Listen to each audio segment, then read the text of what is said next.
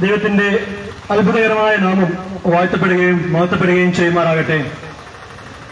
ദൈവം അനുഗ്രഹിച്ചു നൽകിയ ഈ ഒരു പ്രഭാതത്തിൽ പ്രിയമുള്ളവരെ, മാമ്പുള്ളിപ്പറമ്പ് പൈപ്പ് ലൈൻ നിവാസികളെ അഭിസംബോധന ചെയ്തുകൊണ്ട് സ്വർഗത്തിലെ ദൈവത്തിന്റെ മാനവരാശിയോട് അറിയിക്കുവാനുള്ള ഒരു ദൂത്, ഒരു സ്നേഹ സന്ദേശം കൈമാറി കടന്നു പോകുന്നൊരു ടീമാണ് ഇപ്പോൾ നിങ്ങളുടെ മുൻപാകെ നിങ്ങൾ കാണുന്നത്.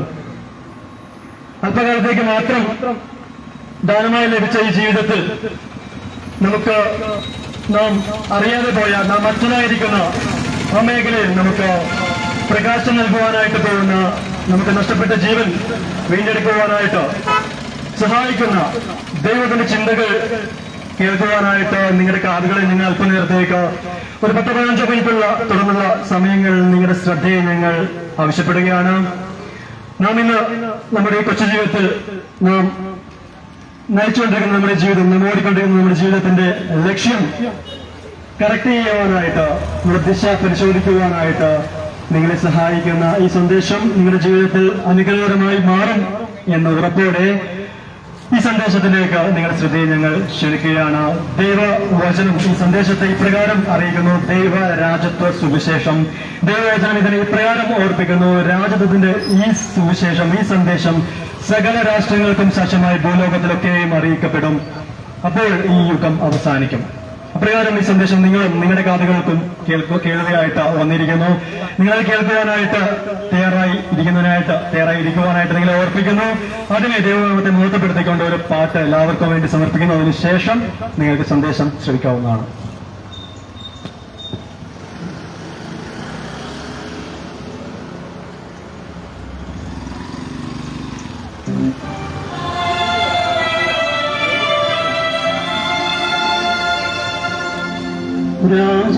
രാജാക്കന്മാരുടെ രാജാവേ, നിന്റെ രാജ്യം വരേണമേ.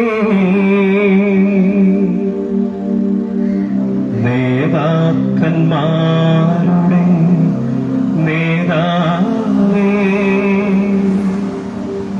നിന്റെ നന്മ നിറയണമേ.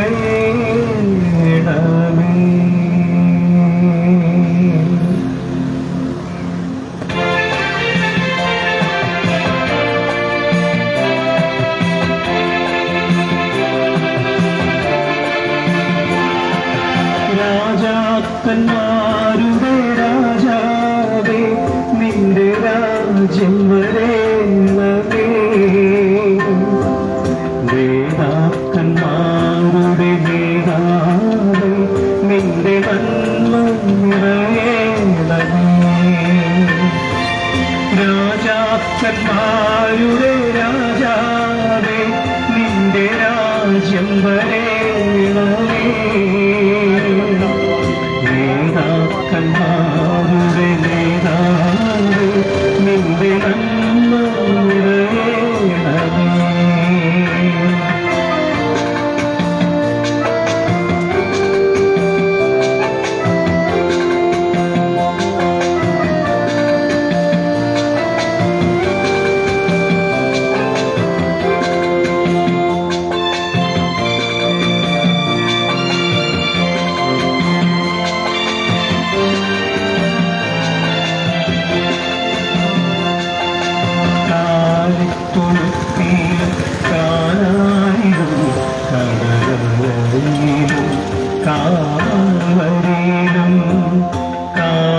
കാലിത്തൊടുത്തേലും കാനായിലും കടലിലും കാമലിലും കാലം കാതത്തിരിക്കും അവിടുത്തെ കാലൊച്ച കേട്ടു ഞങ്ങൾ.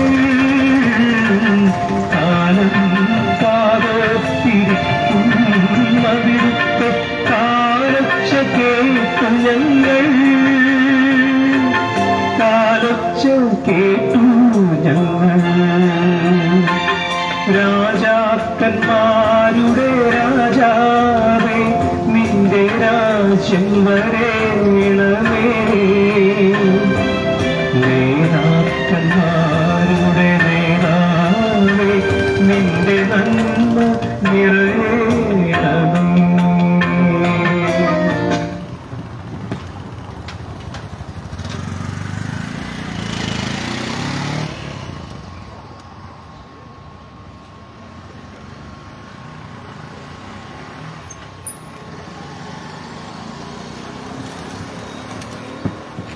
ദൈവത്തിന്റെ വലിയ നാവ് വാഴ്ത്തപ്പെടുകയും മഹത്വപ്പെടുകയും ചെയ്യട്ടെ. മഹാപ്രപഞ്ചത്തിന്റെ ഒരു ചെറു കന്യകയായ ഈ ഭൂമിയിലെ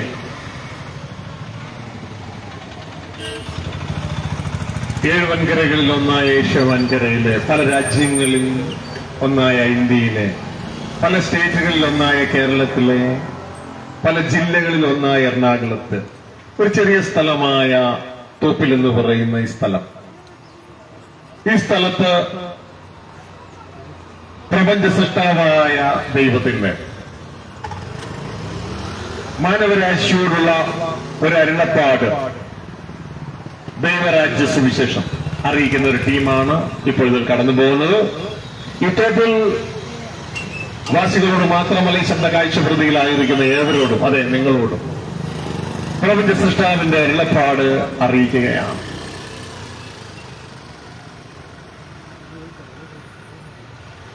വിശുദ്ധ ബൈബിൾ ഇങ്ങനെ പറയുന്നു: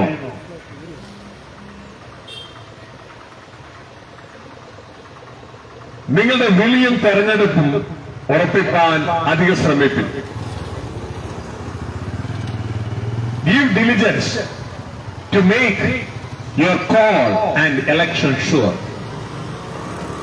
നമ്മുടെ വിളിയും തെരഞ്ഞെടുപ്പും ഉറപ്പാക്കാൻ അധികം ശ്രമിക്കുക.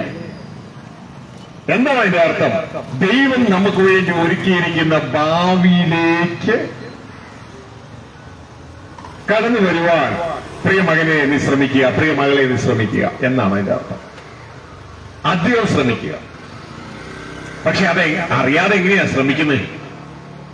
അതുകൊണ്ട് ദൈവം മനുഷ്യർക്ക് വേണ്ടി ഒരുക്കിയ ഭാവി എന്താണെന്ന് ഏതാനും മിനിറ്റുകൾ കൊണ്ട് അറിയിച്ചു പോകുന്ന ഒരു ടീമിനെയാണ് നിങ്ങൾ ശ്രദ്ധിക്കുന്നത്. ഞങ്ങളൊരു ജാതിയുടെ പ്രൊമോട്ടർ അല്ല, ഒരു ഭൂമിയിലെ രാഷ്ട്രീയ പാർട്ടിയുടെ ഒരു പ്രൊമോട്ടേഴ്സ് അല്ല. പകരം സൃഷ്ടാവായ ദൈവത്തിന്റെ ഹൃദയത്തിന്റെ ചിന്തകളെ ഭൂമിയിൽ മനുഷ്യർ നമ്മൾ പ്രകാശിപ്പിക്കുകയും സൃഷ്ടാവ് മനുഷ്യർക്ക് വേണ്ടി ഒരുക്കിയിരിക്കുന്ന ഭാവിയിലേക്ക് നിങ്ങളെ ഇൻവൈറ്റ് ചെയ്യുകയും ചെയ്യുന്ന ദൈവത്തിന്റെ ഭൂമിയിലെ സ്വരമാണ്, ദൈവത്തിന്റെ അവയവമാണ്. സ്വർഗത്തിലെ ദൈവപുത്രനായ ക്രിസ്തുവിന്റെ അംബാസഡേഴ്സാണ്. പ്രിയ സഹോദരങ്ങളെ, ഈ സന്ദേശത്തിന് വേണ്ടി ഞാൻ ഇങ്ങോട്ട് കടന്നു വരുമ്പോൾ ഞാൻ പലപ്പോഴും റോഡുകളിലെല്ലാം കാണുന്നത്, ഇപ്പോൾ എന്റെ മുമ്പിലും കാണുന്നത് ധാരാളം വ്യക്തികളുടെ നോട്ടീസാണ്. അവർ എഴുതി വെച്ചിരിക്കുന്നത് ഞങ്ങളെ ജയിപ്പിക്കൂ, ഞങ്ങളെ ജയിപ്പിക്കൂ, ഞങ്ങളെ ജയിപ്പിക്കൂ എന്നുള്ളതാണ്. അതിൽ പല രാഷ്ട്രീയ പാർട്ടി, ഇവിടെ എന്റെ മുമ്പിൽ ഞാൻ നോക്കുമ്പോൾ ഇവിടെ കോൺഗ്രസിന്റെയും CPI-യുടെയും BJP-യുടെയും ഒക്കെ ബോർഡ് ഞാൻ കാണുന്നു. അവരോടൊന്നും എനിക്ക് യാതൊരു വിരോധവുമില്ല. പകരം ഞാൻ സംസാരിക്കുന്ന ആ ഒരു വിഷയവുമല്ല. അവര് പറയുന്നതും ഇവിടെ ഞാൻ നിങ്ങളോട് പറയുന്നതും വിശുദ്ധ ബൈബിൾ പറയുന്നത് സന്ദേശം ഏകദേശം ഒന്ന് തന്നെയാണെങ്കിലും അവര് പറയുന്നു ഞങ്ങളെ ജയിപ്പിക്കുക. എന്തിനായിട്ട്? ഈ ഇലക്ഷനിൽ ഞങ്ങൾ നിങ്ങളെ എലക്ട് ചെയ്യൂ. എന്തിനായി? ഇതാ മന്ത്രിയായി തീരുവാൻ, MLA ആയി തീരുവാൻ ഒക്കെ ഞങ്ങളെ എലക്ട് ചെയ്യൂ. ഇതാ ഞാൻ നിങ്ങളോട് പറയുന്നത് അത് തന്നെയാണ്.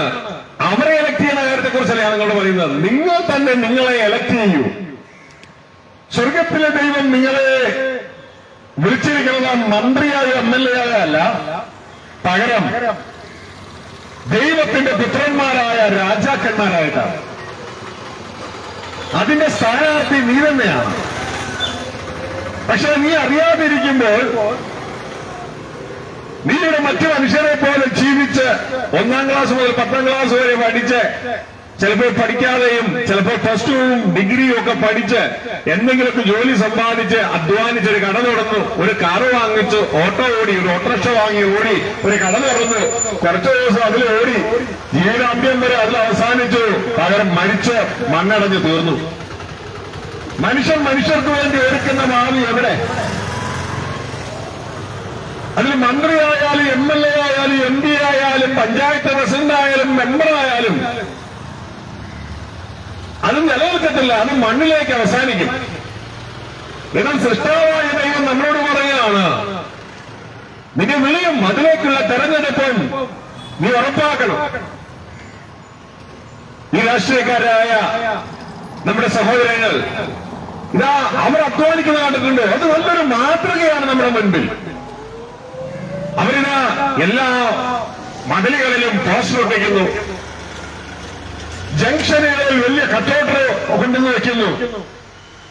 നമ്മുടെ എല്ലാം വീടുകളിൽ അവർ വരാറില്ല. പക്ഷെ ഇലക്ഷന്റെ സമയത്ത് വീടുകൾ തോറും കയറി ഇറങ്ങിയിട്ട് പറയുന്നു, ചേച്ചി എനിക്ക് വോട്ട് ചെയ്യണേ, ചേട്ടാ എനിക്ക് വോട്ട് ചെയ്യണേ, ഞാൻ അത് ചെയ്തു തരാം, ഇത് ചെയ്തു തരാം എന്നെല്ലാം പറയുന്നു. എന്താണ് അവർ ചെയ്യുന്നത്?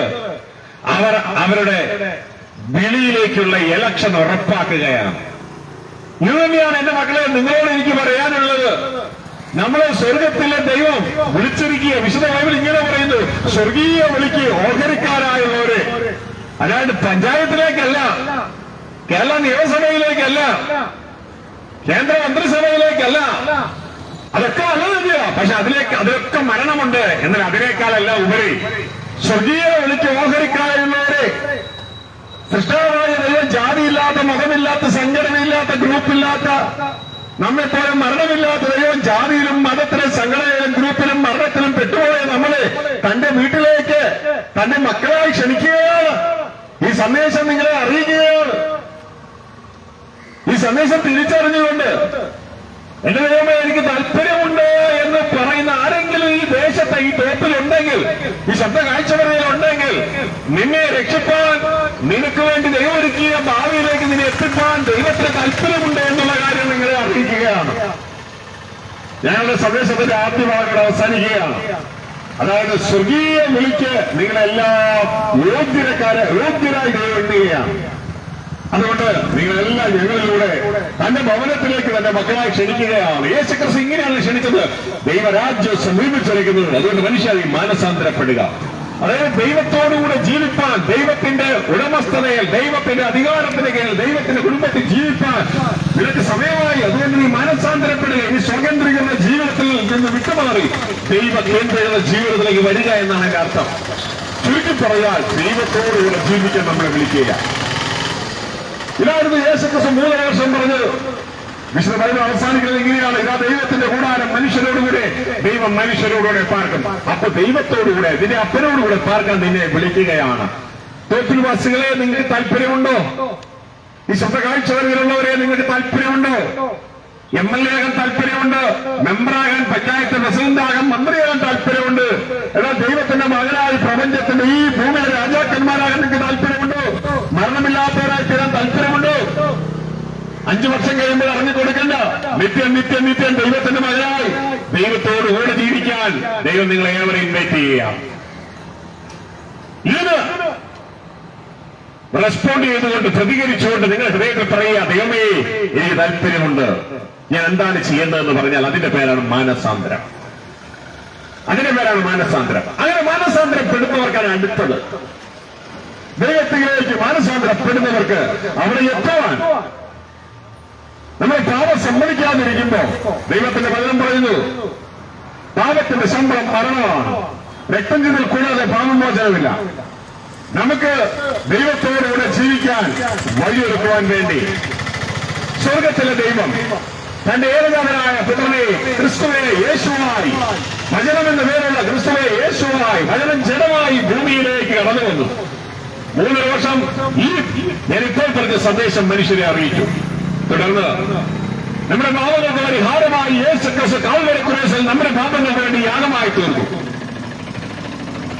ആ യേശുക്രിസ്തു മരിച്ചത് എന്റെ പാപത്തിന് വേണ്ടിയെന്ന് വിശ്വസിച്ചുകൊണ്ട്, യേശുക്രിസ്തു ദൈവത്തിന്റെ പുത്രനാണെന്നും മരിച്ചത് എന്റെ പാപത്തിന് വേണ്ടിയാണെന്ന് വിശ്വസിച്ചുകൊണ്ട്, ആ യേശുക്രിസ്തുവിനെ നമ്മുടെ ജീവിതത്തെ കർത്താവും രക്ഷിതാവുമായി സ്വീകരിച്ച് തുടർന്നുള്ള നാളുകളിൽ ആ യേശുവിനെ അനുഗമിച്ച് അനുസരിച്ച് ജീവിക്കാൻ പ്രിയമാനെ മകളെ നിനക്ക് മനസ്സുണ്ടെങ്കിൽ നിത്യമായ ദൈവ കുടുംബത്തിൽ ദൈവത്തോടുകൂടി ജീവിപ്പാൻ യേശുക്രിസ്തു 3 വർഷം അറിയിച്ച ആ സുവിശേഷത്തിൽ എത്തിച്ചേരുവാൻ കഴിയും. ഇതാണ് സുവിശേഷത്തിന്റെ 2ാമത്തെ ഭാഗം.